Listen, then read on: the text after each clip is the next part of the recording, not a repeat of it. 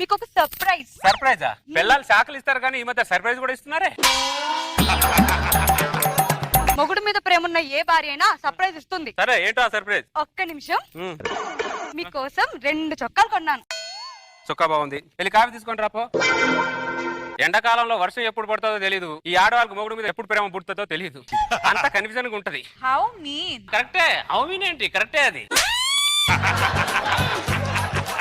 ఏవండి ఆ coffee. Thank you. ఏవండి ఆ నేను మీకోసం 2 చొక్కాలు కొన్నాను కదా, అవును. నా కోసం మీరు 2 చీరలు కొనరు? నాకు తెలుసు. ఏం కొనాలి? 2 చీరలు.